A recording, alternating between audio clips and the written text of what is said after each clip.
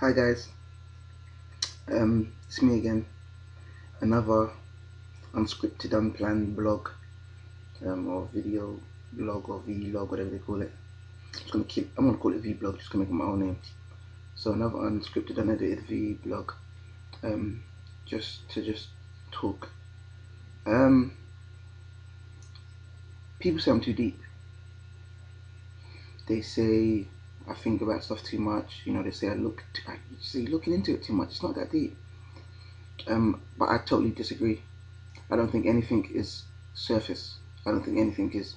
I mean, think about scientifically, everything that you look at is made up of atoms, and but what you see is one big piece of whatever. But then those atoms can be, those particles could be broken down and broken down and broken down. There's always something deeper and deeper and deeper. Um, so yeah, I don't agree with the idea of being too deep. But people say I'm too deep. They say I think too much. I do agree that I think too much. Literally, I can't do one thing. Even as you're watching me now, I'm fidgeting, my eyes are moving, my eyes are swaying to and fro. I literally can't stay in one place. It's like my mind always has to be working.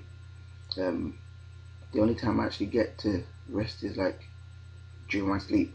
But if I'm not sleeping, I have to be doing something. It's like when I'm on the phone, I'm doing something at the same time. I've never sat down and had a phone conversation just doing nothing, just on the phone. I always have to be doing something, whenever I'm out, I have to be listening to music, I have to be writing something down. It's like my mind always needs to constantly work. It's not a good thing, or it's not a bad thing, I don't know, it's just a thing. And the reason why I'm talking about it is because a lot of people, I studied law. For those who don't know, I studied law, just, done my LPC. And lawyers are taught to look at the detail. Lawyers are taught to know the beginning from the end, the end from the beginning. Lawyers are taught, when you've got a case or you've got a situation, you have to ask 101 questions. You have to ask every question, look at all the possibilities. You're taught to go deep. You're taught to look deeply. And I think it's just transcended um, my academic and career lifestyle to my actual everyday lifestyle. And it's been like that since the beginning of my degree, or even probably before that, where I'm just very, very, I think a lot about things. I'm very deep about things. I don't take things for face value. Example of what I mean is you can put a plate of food in front of me and I create a story out of that food. Sounds crazy, but I don't just look at it as rice and chicken. Well, I do look at it as just rice and chicken, but I look at the rice and imagine the story. It sounds so crazy, but it's almost like, where did the rice come from? What has the rice been through before it reached this plate? The chicken, when I'm eating the chicken, why did the pepper taste like that? The fact that there's so much tomato gives it a separate taste from, my mind actually analyzes and breaks down everything as I'm doing it. But to be honest with you, it makes me enjoy the food a lot more. I'm somebody who, I don't just respect talent, I respect content, I respect substance more than talent. I'm more interested in what you're about than what you have to show, because what you're about is where the, where the real stuff is. What you have to show, anyone can, smoke and mirrors, that's what I call it. Flash, smoke and mirrors, flashy lights. But I'm a person of who likes substance. And another example is if I see somebody crying outside, I wonder why they're crying. I don't think, oh, well, poor man, or I wonder why they're crying. If I see somebody arguing with his, I've seen it many times. A man and a woman arguing in the street. I wonder what they're arguing about. I look at their posture. I look at the way they're standing, the way he's speaking to her. I analyze the whole situation, and I don't make an assumption and act on it, but I just think about it. I always sit on a train and look at people and look at the way they're dressed and wonder where they're going, wonder where they're coming from. Somebody's got so much makeup on, and they already seem like a very beautiful person, but they've caked up makeup on. It makes me wonder, what makes her do that? Does she feel she's not beautiful enough, so is that why she puts so much on? Or is that the style? Is that the look she's going for? A mini clown. She's trying to look like a clown, or she's going to a kid's party to entertain kids in that suit and heels, or she's going to work. It just makes me, wonder. A lot of people say that they say I'm too deep. They say it's too deep. But things like that, I believe, help us with understanding people. I believe one of the major flaws we have as human beings is a lack of understanding. People ask me questions, and I hardly ever give straight answers. To be honest with you, in my defense, Jesus hardly ever gave straight answers too, by the way. But I'm not much of a yes or no person. Again, that's a law thing. All my lecturers, you ask them a question, so what would happen if they think, well, it depends on, they won't just tell you yes or no, they'll give you a depends answer. They'd only give you a yes or no if they're just trying to be, they just come over to talk about it. But for example, on the LPC, all the people in the LPC are, like some of them, they're like retired solicitors. So they've gotten so used to saying it depends that that was always the answer. So, you know, I'm just somebody who thinks a lot about things. I was talking to somebody the other day, and she said, if your son was gay, they all told you he was gay, would you accept him? And all of a sudden my mind was like, what does that mean? We use so many terms and we talk in so many ways. What does it mean to accept him? How do I, you know, how do I reject him? Okay, she's, you know, if I reject him, I'm assuming she means, you know, I disown him and say he's not my son. Okay, so how do I accept? How do I show my acceptance? If I'm already showing love to my son anyway, does that mean I should carry on as normal? But then, if that's so, how do I answer the question? Would I accept him? I mean, you know, it was such an interesting question, because it's one of those things that people say that really has a meaning depending on who's speaking. Just like things like what you say in you know, in the urban world, when people say what you say, no one knows what that means. You know, when someone says, "Oh, that's a link," everybody's got their own definition of what link is. You know, people say, "Oh, let's link up," and someone else says that's a link, and some people go, "Yeah, but you know what they mean." No, actually sit down. You know what?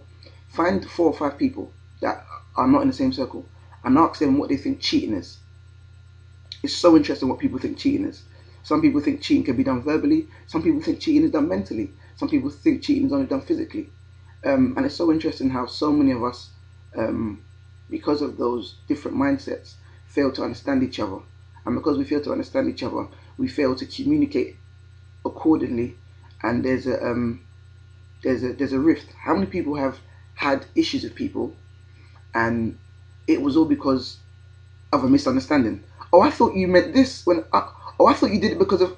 Oh, you know, people have had so many issues with people where you haven't spoken to somebody for a couple of months, maybe a couple of years, because you assumed something from what they did or said that they didn't mean. But it's all because we're all slow to understand, and because a lot of us don't think deep enough. You know, I know a lot of people who, when something happens, I'm somebody who, if you slap me, yeah, don't dare, please. No one find me on the road and start slapping me, by the way. If you slap me, before I actually get, obviously I'm going to be in pain, but before I get offended and upset, I want to know why. I want to know if there's an actual genuine reason. Obviously it's very unlikely, but I still want to know why. I mean, I've heard people who cry about test results before they got the test results. To me, it's a bit moronic. Why are you crying about it? You haven't got it yet. You know, it's like, think first, think about it. It could be, you know, you could have done well. Obviously, if it's one of those tests where you didn't even, you know, read or show up to any classes and you took the test, I can understand. That's a bit more, you know, logical. But some people, they've read, they've done the coursework, they've passed all the other exams, but just because they felt a bit harder, they feel like they failed. And they're not even, it's not just thinking about failing, you're actually acting on it. You're crying, you're making plans to maybe move uni or something when you haven't even got your results yet. And it's like, we just need to think, take more time to think. I don't think I'm a deep thinker. I think I think enough. And I think more people need to think a bit more. You know, on a separate note, I heard the preacher talking one time, and he was talking about how the Bible says we were made in God's image. And he was like saying, but we don't look like God. Obviously, God hasn't necessarily got the physical features we have. And then again, it's not like when it says made in his image, animals have eyes and nose and eyes as well, but they were made in his image. Or is it the positions that we believe that God is saying when it says made in his image? So there are things that he was talking about. He was saying that angels, animals, humans, and God, there's only one thing. There's only one. Well, it's actually 1/2, so 1.5 is kind of the same thing. That angels and animals don't have, that humans and God do have. and that's the ability to create and imagine. And it's something that we have, and I strongly believe that that's what it means to be made in His image. It's something that we all have, that God has. He creates. God can think. He can imagine. The Bible says His thoughts are not our thoughts, so He can think. But animals can't think. There is no scientific evidence that animals think. They think upon impulses. They act on impulses and stimuli. If you do something, they react to it. If you do this, and they do have a brain. I'm not saying animals don't have brains, so I'm not talking about intelligence here. But I'm talking more about if you put a bush by a lion. Bushes have always been by lions. Lions still use the bushes for the same thing over how many years of the existence of the world. But men have evolved in their use of the materials around them. Animals don't evolve. They don't evolve. I don't mean, you know what I mean? Not like, what's the word, biologically. I'm talking about in terms of their use of the things around them. They only evolve if you kind of, if a human being comes in and kind of trains them. But then that's not evolution, that's instruction. Following instruction isn't creation. They can't independently create as human beings can. And it's a beautiful gift that God has given us, the ability to think and to create and to imagine. It's a gift that's unique to us, and I believe we should all keep using it and keep developing our imaginations. Read more, spend more time looking at different things, expand your mind, and obviously in a way that isn't harmful to you and harmful to what God has called you to do. So I'm not saying, expand your mind, start smoking weed and start doing drugs to just see what they're like. That's not what I'm talking about. But yeah, think deeper. I encourage people to think deeper. Obviously, you have to be very careful. Thinking deeply doesn't mean acting on thoughts without confirmation. That's not what I don't agree with that at all. I don't agree with some people who like to be detective and like to analyze stuff and make decisions based on their analysis without any evidence. That's foolishness. That's not what I'm talking about. I'm just talking about actively exercising your brain and thinking a bit more before you act. Making a bit more sense of what you're doing before you do it. Trying to slow down on how you treat and react to people. When people do things, there's reasons, cause and effect. There's reasons why people do things. Try and understand what is happening before you react to what has happened. Try and put yourself in people's positions. Try and understand what someone may be going through before you decide to, tell them off, so to speak. Because that's, it's understanding is a very, very important part of loving. It shows you care for somebody when you've taken time to understand them. And people feel lonely when they don't feel anyone cares and when they don't feel understood. So understanding someone is a beautiful way to show them that you actually care. Giving them your ear and not being so quick to decide on what they feel or what they think, as many of us do. Yeah, unplanned. Don't even know what I was talking about there, but whatever. It's done. Have a great day, guys.